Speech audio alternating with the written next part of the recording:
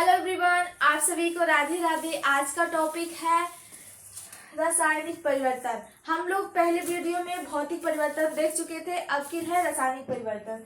तो जैसे कि इसमें दिया रासायनिक परिवर्तन रासायनिक परिवर्तन की परिभाषा ऐसे पदार्थ जिनकी अवस्था में परिवर्तन होता है, मतलब उनकी अवस्था में परिवर्तन होता है, पदार्थ का रंग रूप आकार बदल जाता है और नया पदार्थ बन जाता है, उसको क्या बोलते हैं, परंतु वह अपनी मूल अवस्था में वापस नहीं आती है, उसको ही हम बोलते हैं रासायनिक परिवर्तन।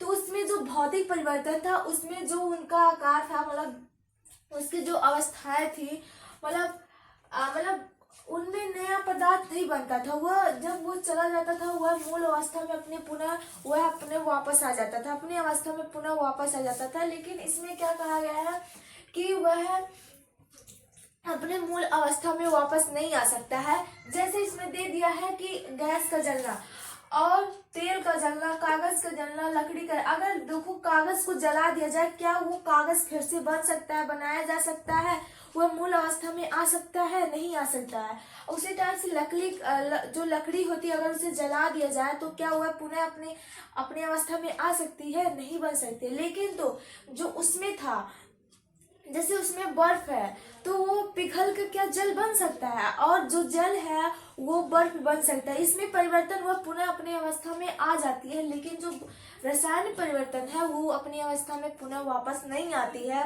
इस दोनों में यही डिफरेंस है। अगर कोई पूछ दिया कि भौतिक परिवर्तन और रासायनिक परिवर्तन में क्या अंतर है, तो बस इतना बता सकते हैं कि जो भौतिक परिवर्तन होती है वह पुनः अपनी मूल अवस्था में नहीं आती है, और जो मतलब उससे नया पदार्थ नहीं बन सकता है, उसको ही हम क्या बोलते हैं, भौतिक परिवर्तन। उसका एग्जाम्पल पूछा जाए तो उसमें हम बता सकते हैं मोम का पिघलना, जल का वाष्प में बदल जाना, बर्फ बन जाना, इसी तरह से उसका एग्जाम्पल है। और इसमें रसायन विज्ञान में इसमें तो ऑफकोर्स लकड़ी का जल जाना, कागज का जलना, तेल का जलना, गैस का जलना, वह पुनः अपने वापस वो आकार रूप रंग में पूरा आ सकता है, परिवर्तन हो सकता है, अपनी अवस्था में आ सकता है। लेकिन उसमें भौतिक में अपनी पुनः अवस्था में प्राप्त नहीं हो सकता, इसमें आ सकता है।